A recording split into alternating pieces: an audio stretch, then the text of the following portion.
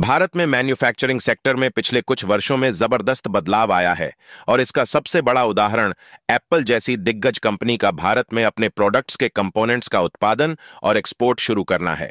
प्रधानमंत्री नरेंद्र मोदी के नेतृत्व में 2014 में शुरू किए गए मेक इन इंडिया इनिशिएटिव ने इस बदलाव में अहम भूमिका निभाई है।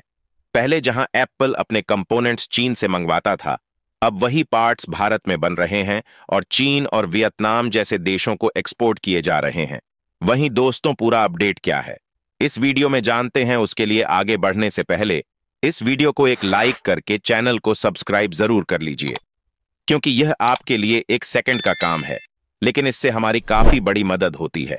यह भारत के लिए सिर्फ एक आर्थिक जीत नहीं, बल्कि एक वैश्विक मैन्युफैक्चरिंग पावरहाउस बनने की दिशा में एक बड़ा कदम है। वही दोस्तों, यह भारत की उपलब्धि है कि भारत आज एक से बढ़कर एक आविष्कार कर रहा है।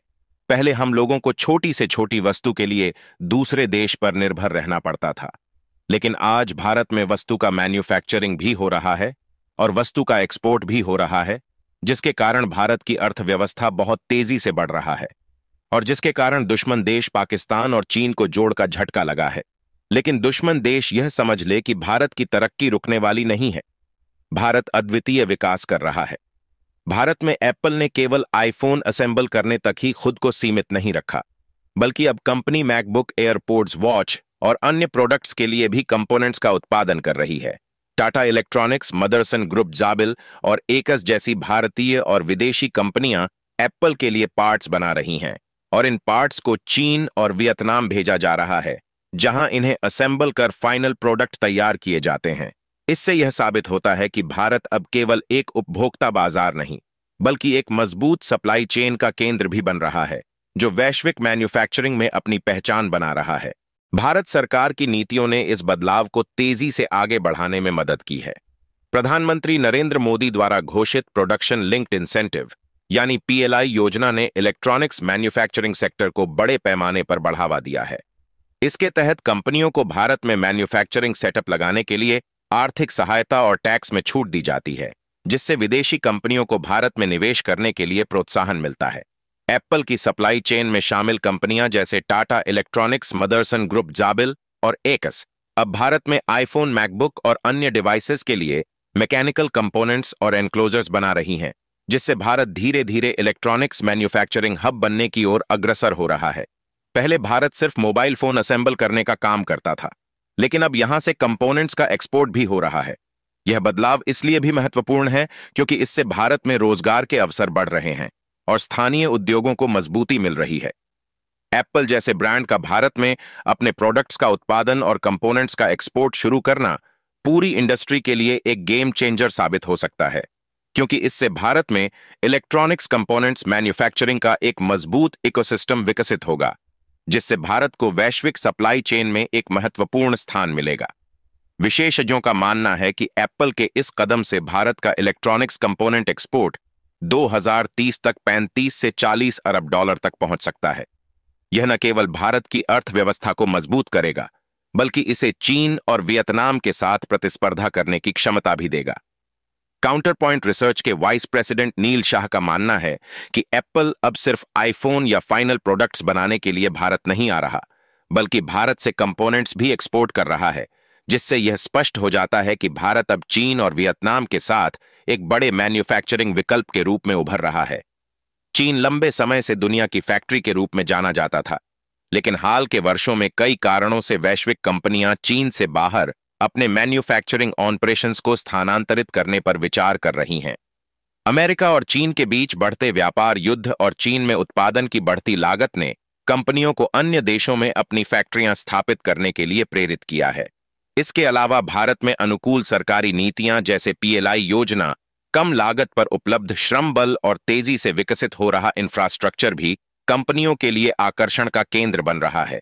यही कारण है कि एप्पल जैसी कंपनियां अब चीन के बजाय भारत को एक बेहतर विकल्प मान रही हैं और यहां अपने मैन्युफैक्चरिंग बेस का विस्तार कर रही हैं। वहीं दोस्तों, अधिक जानकारी के लिए आपको बता दें कि एप्पल के इस कदम का सबसे बड़ा असर यह हुआ है कि भारत को एक ग्लोबल मैन्युफैक्चरिंग पावरहाउस के रूप में पहचान मिल रही है। पहले जहां भारत केवल एक बड़ा उपभोक्ता बाजार माना जाता था, अब यह एक उत्पादक देश के रूप में भी अपनी जगह बना रहा है। सरकार की ओर से इलेक्ट्रॉनिक्स मैन्युफैक्चरिंग को बढ़ावा देने के लिए किए जा रहे प्रयासों से भारतीय कंपनियों को भी वैश्विक बाजार में प्रतिस्पर्धा करने का मौका मिल रहा है। इससे भारत की अर्थव्यवस्था को मजबूती मिलने के साथ साथ लाखों लोगों के लिए रोजगार के अवसर भी पैदा हो रहे हैं। चीन और भारत के बीच मैन्युफैक्चरिंग सेक्टर में प्रतिस्पर्धा बढ़ती जा रही है और भारत अब कई क्षेत्रों में चीन को कड़ी टक्कर देने लगा है।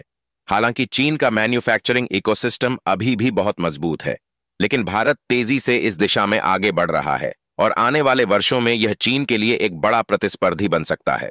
भारत की सबसे बड़ी ताकत यहां का युवा और सस्ता श्रम बल है।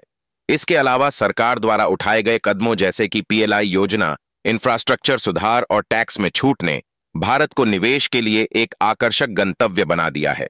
भारत की इस सफलता को देखते हुए यह कहना गलत नहीं होगा कि प्रधानमंत्री नरेंद्र मोदी द्वारा शुरू किया गया मेक इन इंडिया अभियान अब केवल एक नारा नहीं बल्कि हकीकत बन चुका है। पिछले एक दशक में भारत ने मैन्युफैक्चरिंग सेक्टर में जिस तरह से प्रगति की है वह अभूतपूर्व है। आज एप्पल जैसी वैश्विक कंपनियां न केवल भारत में अपने प्रोडक्ट्स का उत्पादन कर रही हैं, बल्कि यहां से कंपोनेंट्स का एक्सपोर्ट भी किया जा रहा है, जिससे भारत वैश्विक सप्लाई चेन में एक महत्वपूर्ण भूमिका निभा रहा है। भविष्य में भारत का इलेक्ट्रॉनिक्स कंपोनेंट एक्सपोर्ट और अधिक बढ़ने की संभावना है। विशेषज्ञों का मानना है कि अगर भारत सरकार इसी तरह नीतिगत सुधार जारी रखती है और कंपनियों को अनुकूल माहौल प्रदान करती है, तो 2030 तक भारत इलेक्ट्रॉनिक्स मैन्युफैक्चरिंग में एक प्रमुख केंद्र बन सकता है।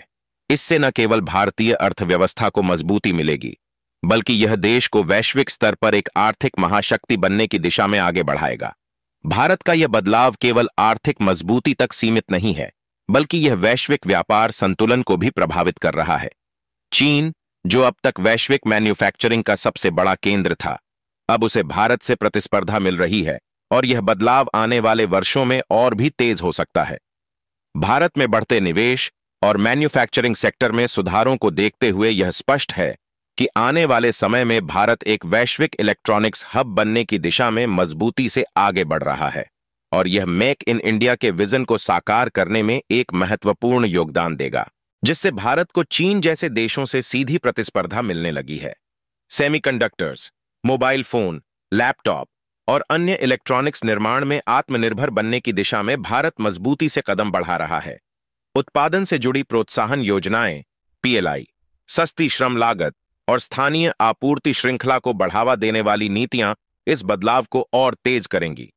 आने वाले वर्षों में भारत वैश्विक इलेक्ट्रॉनिक्स हब बनने की ओर अग्रसर है, जिससे मेक इन इंडिया और आत्मनिर्भर भारत का सपना साकार होने की पूरी संभावना है।